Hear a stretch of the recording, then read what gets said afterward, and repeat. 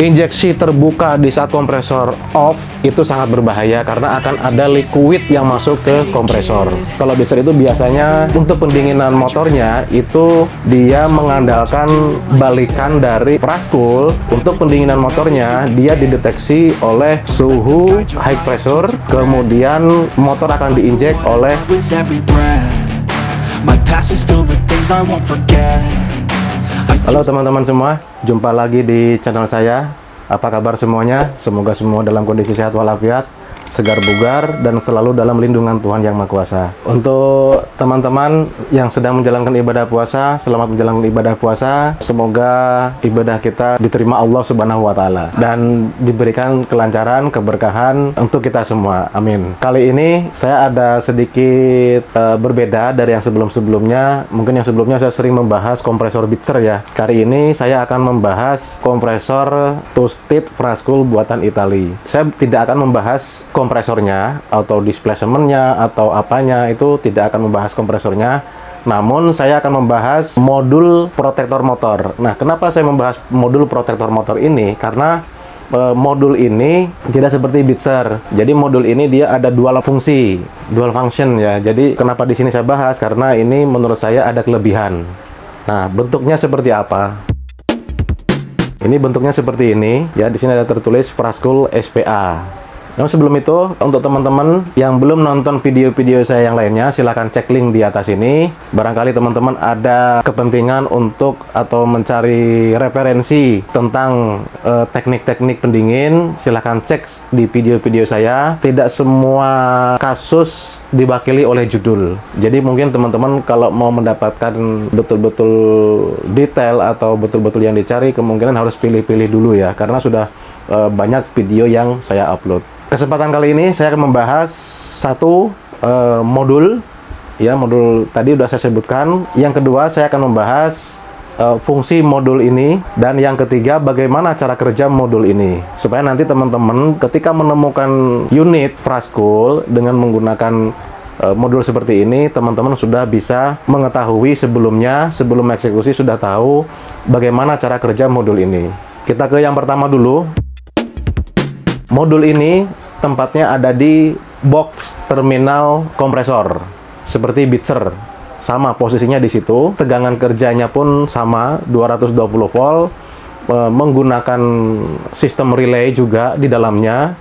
Kemudian ada sensor juga untuk PTC. Kalau Bitzer fungsinya hanya untuk mendeteksi temperatur gulungan atau winding ya, atau gulungan motor. Ketika dia overheat, maka dia akan memutuskan relay, kemudian relay akan memutuskan kontaktor. Kontaktor tersebut adalah kontaktor sistem atau kontaktor kompresor, maka sistem akan off. Di modul ini itu ada dua fungsi. Pertama itu dia sama, dia memprotek motor. Ketika motornya itu overheat, maka modul ini akan memutus relay atau memutus arus. Dan yang kedua, ini hebatnya, ini yang kedua, dia membaca temperatur high pressure. Membaca temperatur high pressure itu dengan hasil bacaan high pressure tersebut, outputnya adalah dia membuka solenoid untuk pendinginan motornya. Nah, disitulah bedanya modul ini. Jadi ada dua fungsi, yang satu untuk memutus arus ketika motor overheat, dan yang kedua akan menghidupkan solenoid cooling injection. Ya, cooling injectionnya ini tertuju kepada motornya. Kalau Bitzer itu biasanya untuk pendinginan motornya itu dia mengandalkan balikan dari expansion subcooler ya. Tapi kalau Praskul untuk pendinginan motornya dia dideteksi oleh suhu high pressure, kemudian motor akan diinjek oleh solenoid seperti itu. Itu fungsinya ya, jadi dua. Kemudian untuk cara kerjanya, di sini saya akan informasikan dulu ke teman-teman ini apa, kemudian ini indikator apa, kemudian ini apa. Yang pertama di sini ada PTC. Nah, PTC ini adalah dia di seri ya. Jadi PTC motor dengan sensor high pressure, temperatur itu di seri PTC-nya, lari ke sini. Kemudian di sini ada power kompresor. Apa sih di sini power kompresor? Nah, power kompresor itu di sini ada dua pin terminal. Ini adalah CT ya. current transformer. Jadi kabel 2 ini itu masuk ke power kompresor. Kemudian di sini ada power on, kemudian ada kompresor on, kemudian ada alarm, kemudian ada injection. Nah, di sini ada 2 pin juga. Itu di sini adalah power pole AC ya, power pole AC. Power pole AC di sini maksudnya adalah power supply. Jadi di sini 220 ya. Sini masuk 220, kemudian di sini ada 2 relay. Di sini tidak tertulis relay yang mana yang untuk injeksi.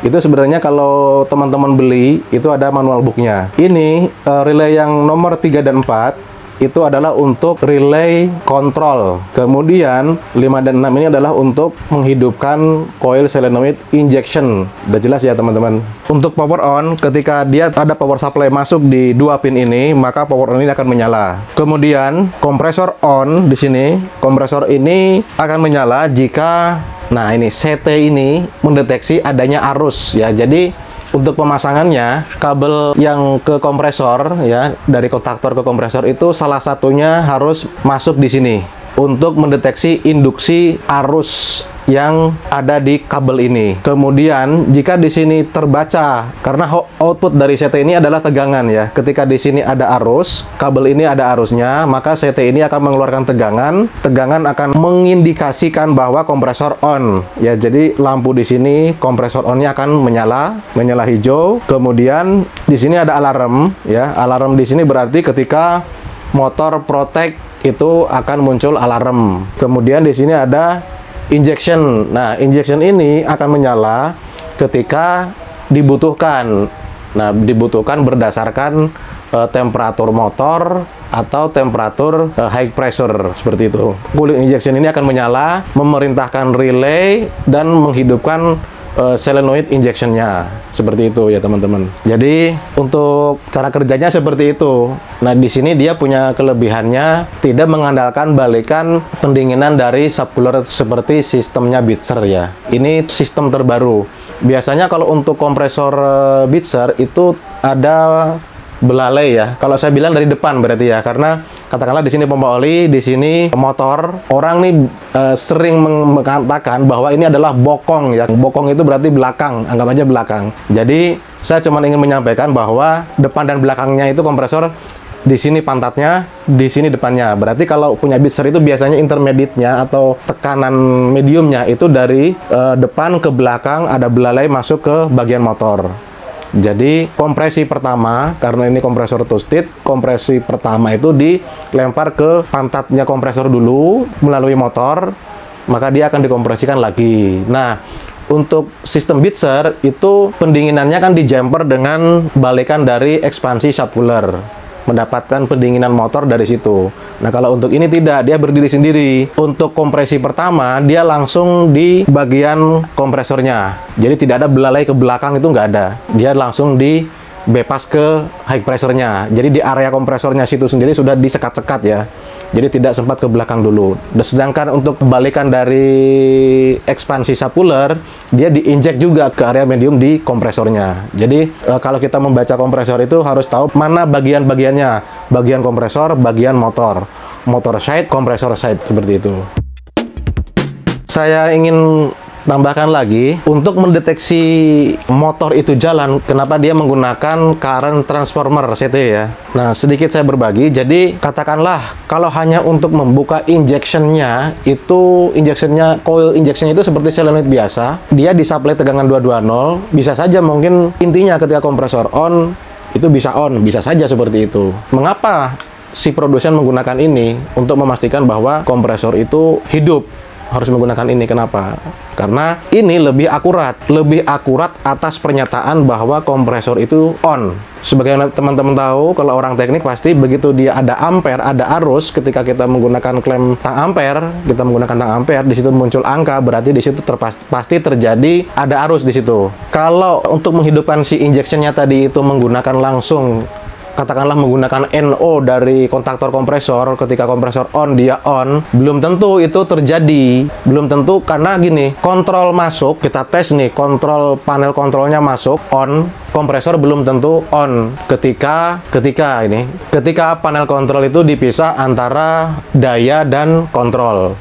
Semisal orang nyoba kontrolnya aja nih, kemudian kontrol jalan. Nah, sedangkan solenoid tadi itu ikut ke kontrol, maka akan terbuka. Injeksi terbuka di saat kompresor off itu sangat berbahaya karena akan ada liquid yang masuk ke kompresor.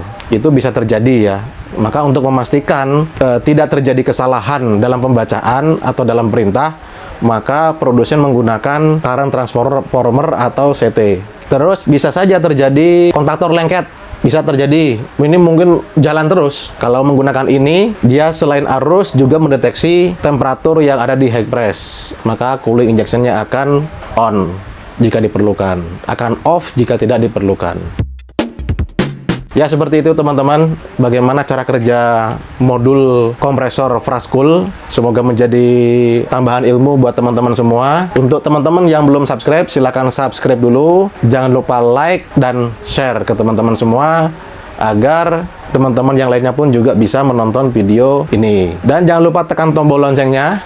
Tekan tombol loncengnya di sini ya, supaya teman-teman mendapatkan notifikasi ketika saya mengupload video-video selanjutnya. Sekian dari saya, terima kasih dan sampai jumpa di video berikutnya. Hey kid, don't ever let them get inside your head.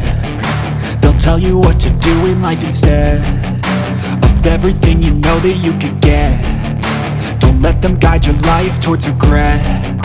I'll fight for what I love with every breath. My past is filled with things I won't forget.